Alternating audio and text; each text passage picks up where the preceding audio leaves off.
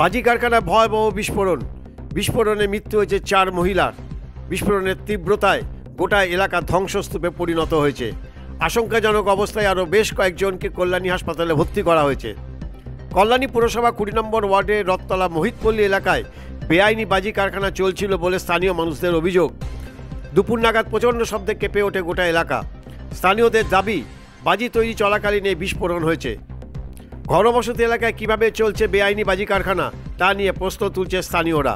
Present ছিলাম না, যতটা জানতে পারলাম যে এখানে একটা বাজি ফ্যাক্টরি ছিল আর কিছু হয়তো সার্কামস্ট্যান্সেসের এগেনস্টে আগুন লেগেছে, আর যার জন্য মানে প্রায় আমি যতজনকে দেখলাম 4-5 জন তো মনে হয় অ্যাটলিস্ট মারা গেছে। কিভাবে লাগলো আগুনটা সেটা তো এখনো জানা যায়নি, পুলিশ কাজ করছে দেখা যাচ্ছে। আপনি কোথায় থাকেন মূলত? আমি এখান থেকে জাস্ট আমার বাড়ি হাঁটতে প্রায় 5 মিনিট, তো যখন হয় আওয়াজ টাওয়াজ শোনা যায়। এটা কি কোনো বাজি ফ্যাক্টরি ছিল বা এখানে কি কোনো বাজি বানানো? হ্যাঁ, বাজি বানানো। লোকাল হিসাবে এইটুকু জায়গার মধ্যে কোনো যাতায়াতের ব্যবস্থা নেই, জলের বন্দোবস্ত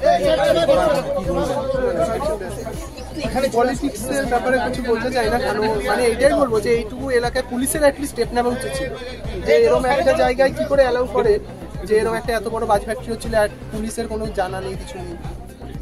আর এখানে কি আরো বাজি ফ্যাক্টরি রয়েছে? মানে চারিদিকে দেখা গেলে ঘরে ঘরে এবার কেউ বানাচ্ছে, ঘরে বানাচ্ছে, কারণ আর সেফটি প্রিকশন ছাড়া বানানো হচ্ছে।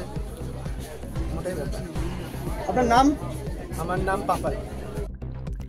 বারাসাত, দক্ষিণ 24 পরগনা, 2 মেদিনীপুর, হুগলি সহ বেশ কয়েকটি জেলায় রমরমিয়ে চলছে বেআইনি বাজি কারখানা।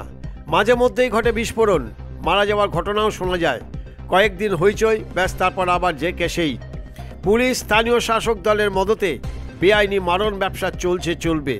অভাবের তাড়নায় জীবন বাজি রেখে পেটের ভাত জোগাড় করতে আসা মানুষগুলো বাজিতেই ছাই হয়ে যায়।